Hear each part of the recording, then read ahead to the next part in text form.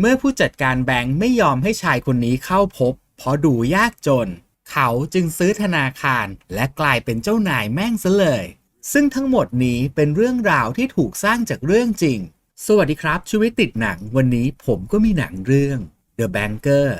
หนังเปิดตัวที่พ่อหนุ่มน้อยเบอร์นาร์ดกำลังขัดรองเท้าให้แก่พวกคนรวยซึ่งเขาไม่ได้ทำเพราะหวังอยากได้เศษเงินแต่ต้องการฟังบทสนทนาเรื่องธุรกิจซึ่งหนุ่มน้อยมักจะแอบฟังและจดบันทึกข้อมูลวิธีการลงทุนเพราะต้องการหาเงินได้เหมือนพวกคนขาวแม้ว่าพ่อจะรู้ว่าเขามีพรสวรรค์แต่เชื่อเหอะคนดำอย่างเราทำงานพวกนี้ไม่ได้หรอกเพราะพวกคนขาวไม่มีทางยอม15 ปีผ่านไปพระเอกได้พาลูกและภรรยาย้ายมาเมืองลอสแอนเจลิสโดยอาศัยอยู่ในบ้านญาติซึ่งคุณลุงก็แนะนำว่ามีโรงงานแห่งหนึ่งกำลังรับคนงานผิวสีอยู่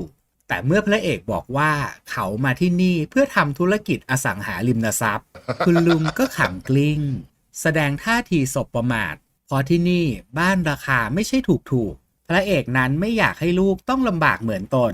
และได้ให้คำมั่นสัญญาแก่ภรรยายูนิตว่าเขาจะพาเธอออกไปจากนี่โดยเร็วที่สุดพระเอกตะเวนไปทั่วเขารู้ดีว่ากลุ่มคนผิวสีนั้นต้องทนอยู่กันแบบแออัดในขณะที่เขตอยู่อาศัยของคนผิวขาวยังมีที่พักเหลือว่างอีกมากแต่ตัวพระเอกก็ไม่มีเงินมากพอจะซื้อตึกยูนิตจึงได้แนะนำให้รู้จักเฮียโจชายผิวสีผู้มีฐานะแม้ว่าทั้งสองคนจะมีลักษณะนิสัยเหมือนกันตรงที่อยากช่วยเหลือชาวผิวสีแต่พระเอกก็ทำใจเป็นหุ้นส่วนกับตาโจไม่ได้เพราะเฮียแกมีนิสัยติดตลกชอบพูดกวนประสาทเนื่องจากพระเอกนั้นเป็นคนจริงจังจึงเลือกเข้าไปคุยกับแพทริกเจ้าของอาพาร์ตเมนต์ซึ่งปล่อยห้องเช่าในราคาถูกแถมตอนนี้ยังมีผู้เช่าเพียง 50% ว่าสู้เอาตึกนี้มาขายให้เขาดีกว่าเขายินดีจะจ่ายเงินสดให้ก่อน 30,000 และจะจ่ายเพิ่มอีก 10,000 ในอีก 8 เดือนข้างหน้าโดยพระเอกได้อธิบายวิธีการว่าเขาจะจับตลาดคนผิวสีเช่นหมอทนายที่ยินดีจะจ่ายค่าเช่าในราคาสูงเพราะคนกลุ่มนี้ต้องการย้ายออกจากสลัมแม้แพทริกจะชื่นชมในหัวคิดแต่เขาก็ไม่ตกลงเพราะอยากได้เงินก้อนตอนนั้นเองพระเอกก็เหลือบไปเห็นชื่อผู้จัดการธนาคารอยู่บนปฏิทินเขาจึงเกิดไอเดียและตรงไปที่ธนาคารเพื่อขอพบเอ็ดเวิร์ดแต่นางเลขาก็กันท่าบอกว่าผู้จัดการไม่อยู่ค่ะทั้งที่มันก็นั่งอยู่ตรงนั้นสำหรับท่านที่ชอบดูหนัง Netflix จะจ่ายแพงทำไมดูกับ Netflix Theater เพียงเดือนละ129 บาทเท่านั้นจากปกติ419 บาทมีทั้งหนังและซีรีส์ให้รับชมมากกว่า 10,000 เรื่องแถมยังมีหนังแนวออดจะกิ้งแกลดให้ดูอีกเพียบสามารถรับชมได้ทุกแพลตฟอร์มพิเศษเพียงบอกว่ามาจากช่องชีวิตติดหนังลุ้นรับเงิน 10,000 บาททุกสิ้นเดือนสมัครง่ายไม่มีสัญญาผูกมัดเพียงสแกน QR Code หรือคลิกลิงก์ใต้คลิปนี้ได้เลยครับเบอร์นาร์ดจึงมาดักรอด้านนอกเมื่อเอ็ดเวิร์ดออกมาพระเอกก็รีบเข้าไปแนะนำตัวโดยอ้างชื่อแพทริกเนื่องจากต้องการให้ผู้จัดการปล่อยสินเชื่อให้แก่เขาแน่นอนว่าไม่สำเร็จคืนนั้นแพทริกได้โทรมาหาพระเอกหลังจากรู้เรื่องที่เกิดขึ้นโดยตกลงจะขายอพาร์ตเมนต์ให้เนื่องจากชื่นชมในความพยายามของเขาแล้วแมทก็ได้มาสมัครงานที่นี่พระเอกถามว่าโอเคหรือเปล่าที่ต้องรับคำสั่งจากคนผิวสีแมทก็ตอบว่ามันไม่สำคัญหรอกครับปัญหาอยู่ที่จำนวนเงินไอ้นี่น่าเงินใช้ได้เลยนี่หว่าหลังจากนั้นพระเอกก็เริ่มปรับปรุงอพาร์ตเมนต์เพิ่มเติมเฟอร์นิเจอร์เพื่ออัพค่าเช่าเมื่อมนุษย์ป้าผู้เช่าห้องเห็นเขาก็แสดงท่าทางดูถูกพระเอกจึงบอกว่าแพทริกได้ขายตึกนี้ให้เขาแล้วซึ่งป้าแกก็ไม่เชื่อคนดำอย่างแกจะมีปัญญาซื้อตึกราคาแพงแบบนี้ได้เหรอนี่กูควรตบปากป้าหรือตบปากไอ้คนภาคดีวะวันรุ่งขึ้นเจ้าหน้าที่ตำรวจก็พุ่งมาเลยจ้าพออีป้าไปร้องเรียนว่าพระเอกแอบอ้างเป็นเจ้าของตึกดีว่าเขาพกเอกสารยืนยันติดตัวไว้พอดีตำรวจที่จ้องจะเล่นงานเลยทำอะไรบ่ได้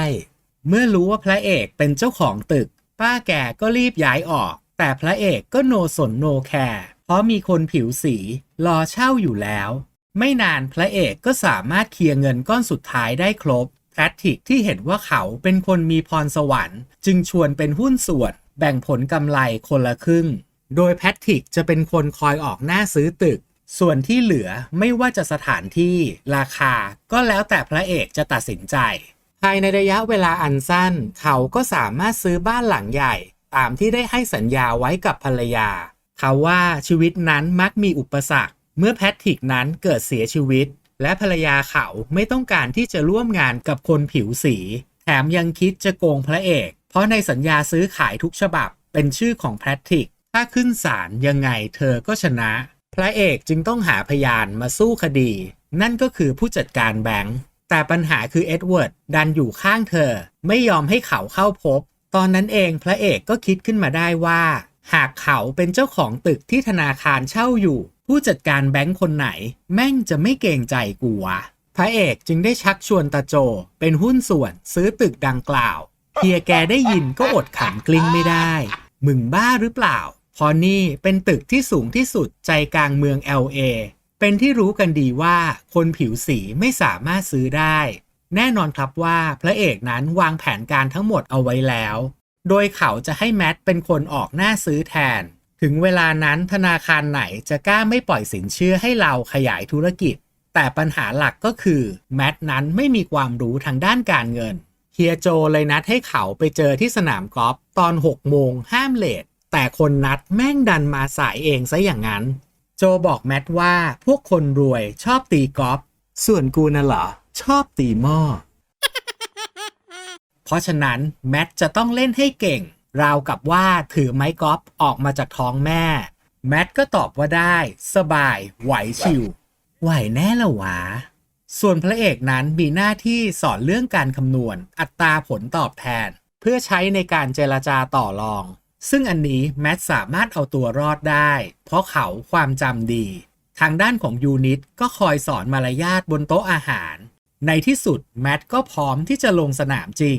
โดยเขาต้องเข้าไปตีสนิทกับชายที่มีชื่อว่าชาลเลโนเจ้าของตึกแล้วแมทก็มาที่สนามกอล์ฟแบบคนมีฐานะเลยครับส่วนเฮียโจก็รับบทเป็นคนขับรถด้วยความสามารถในการตีกอล์ฟทำให้เขาสนิทกับชาลและได้รับโอกาสเจรจาต่อรองซื้อขายตึกแน่นอนครับว่ามันไม่ง่ายแต่ดีว่าพระเอกนั้นได้เทรนรายละเอียดตัวเลขให้พร้อมทั้งหมดแมทก็เลยสามารถแจกแจงจำนวนผลประโยชน์ได้แบบชิวๆพูดเป็นไฟแบบไม่มีสะดุดทำเอาชาวถึงกับอึ้งแม่งเก่งจังวะคำนวณได้แบบไม่ต้องใช้เครื่องคิดเลขบอกแล้วกูเก่งท่องจำการเจรจาซื้อขายประสบผลสำเร็จตึกนี้กลายเป็นของพวกพระเอกแล้วเมื่อเขาเข้ามาที่ธนาคารไอ้ผู้จัดการก็ถึงกับขนลุกสู้เป็นไปได้ไงวะหลังจากนั้นพระเอกก็เริ่มทยอยซื้อตึกรามบ้านช่องในพื้นที่ของคนผิวขาวเพื่อให้คนดำได้เข้ามาอยู่อาศัยโดยใช้แมทเป็นคนออกหน้าสื่อเจรจาในปี 1963 พระเอกได้พาครอบครัวกลับมาเยี่ยมพ่อที่เท็กซัสซึ่งพ่อก็ชื่นชมในความสำเร็จของลูกวันถัดมาขณะที่พระเอกเดินไปดูรอบๆเมืองเขาก็เกิดความคิดอยากจะช่วยคนผิวสีในเมืองเท็กซัสให้มีโอกาสลืมตาอ้าปากโดยมีแผนการจะซื้อธนาคารเมนแลนด์พระเอกจึงได้มาชักชวนตาโจอีกครั้งซึ่งครั้งนี้เขาไม่เห็นด้วยและเตือนพระเอกว่ากฎหมายที่เท็กซัสอาจทำให้พวกเราจบเหแต่พอเฮียแกเห็นความตั้งใจของพระเอกที่ต้องการช่วยเหลือชาวผิวสีให้มีโอกาสเข้าถึงเงินสินเชื่อตาโจก็เลยยอมเอาด้วยพวกเขาใช้วิธีการเดิมโดยให้แมทเป็นคนออกหน้าก่อนทำสัญญาซื้อขายฟอร์เรนก็ถามถึงหุ้นส่วนอีก2 คนที่มีชื่อว่าเบอร์นาร์ดกับโจว่าทำไมถึงไม่มาประชุมแมทก็ตอบว่าพวกเขารวยจนขี้เกียจใส่ใจเรื่องซื้อแบงค์ขิงเก่งแล้วธนาคารเมนแลนด์ก็เป็นของพวกเขาพระเอกแอบปล่อยเงินกู้ให้แก่คนผิวสีในเท็กซัสเพื่อให้ทุกคนมีโอกาสขยายธุรกิจและมีบ้านหลังใหญ่เหมือนคนขาวจนวันหนึ่งฟอร์เรนเริ่มสงสัยว่าทำไมมีการปล่อยสินเชื่อเยอะกว่าปกติจึงได้แอบสะกดรอยตามแมทสืบจนได้รู้ว่ากลุ่มคนเหล่านี้คือชาวผิวสีฟอร์เรนจึงได้มาหาพวกพระเอกหวังจะแบล็กเมลหาผลประโยชน์เพราะถ้าพวกคนขาวรู้ว่าคนดำเป็นเจ้าของแล้วก็จะแห่ถอนเงินออกจากธนาคารพระเอกเลยสวนกลับว่าหากธนาคารเจ๊งนายที่ถือหุ้นอยู่ 20% ก็ชิบหายเหมือนกันว่ะ กูก็ลืมไปฟอร์เรนเลยเตือนว่าผลจากการปล่อยกู้หลายรายในระยะเวลาอันสั้นกระทรวงการคลังสหรัฐจะต้องส่งคนเข้ามาตรวจสอบเพราะฉะนั้นระวังให้ดีแมทจึงเสนอให้ซื้อธนาคารอีกแห่งในเท็กซัสและย้ายผู้กู้ผิวสีทั้งหมดมาไว้ที่ธนาคารนี้แทนซึ่งพระเอกนั้นไม่ค่อยเห็นด้วยเพราะโจต้องดูแลธุรกิจที่ LA ส่วนเขาก็ต้องดูแลธนาคารเมนแลนด์ที่สำคัญแมทยังไม่พร้อมที่จะดูแลธนาคารแห่งใหม่เนื่องจากเขายังขาดประสบการณ์แต่แมทก็ดึงดันจะทำให้ได้เพราะเขาอยากเป็นเจ้าของกิจการเหมือนกับทั้งสองคนถ้าไม่ยอมแมทจะถอนตัวกลับไปอยู่ LA นี่มันคิดจะแบล็กเมลกันชัดๆมึงนี่ไม่รู้จักนิกฟิลลี่กับฟาลคอนทีมอเวนเจอร์เหรอวะคนละเรื่องละพระเอกไม่มีทางเลือกจึงต้องจำยอมทำให้แมทได้กลายเป็นเจ้าของธนาคารมาลินทุกอย่างเป็นไปตามที่พระเอกเคยพูดเอาไว้แมทนั้นยังอ่อนประสบการณ์เขาได้ทำการอนุมัติเงินสินเชื่อกว่า27ฉบับโดยไม่ได้ตรวจสอบรายละเอียดปลีกย่อยของเอกสารให้ดีไม่นานก็มีผู้ตรวจสอบจากธนาคารกลางมาหาแมทแน่นอนครับว่าเขาไม่สามารถให้คำตอบที่ชัดเจนแก่ผู้ตรวจสอบได้ส่งผลให้เจ้าหน้าที่กระทรวงการคลังเข้ามาทำการพิทักษ์ทรัพย์เพื่อตรวจสอบบัญชีธนาคารทั้งหมดแล้วยังทำให้พระเอกกับโจถูก FBI ควบคุมตัวไปสอบสวนทางด้านของแมทถูกบังคับให้เบิกความต่อศาลว่า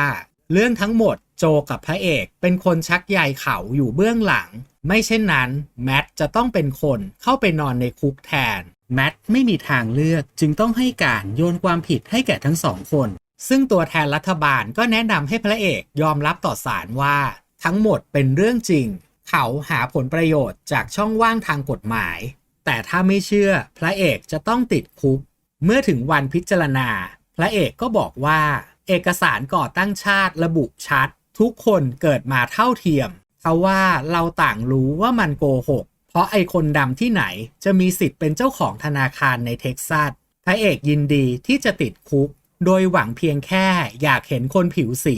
ได้มีโอกาสเหมือนคนขาวบ้างเหตุการณ์ที่เกิดขึ้นทำให้พระเอกและโจต้องถูกยึดทรัพย์สิน3 ปีผ่านไปหลังพ้นโทษออกจากคุกพระเอกยังคงยิ้มได้เพราะเขายังไม่ได้หมดตัวแถมยังมีบ้านหลังใหญ่ในบาฮามัสแล้วหนังก็เล่าย้อนว่า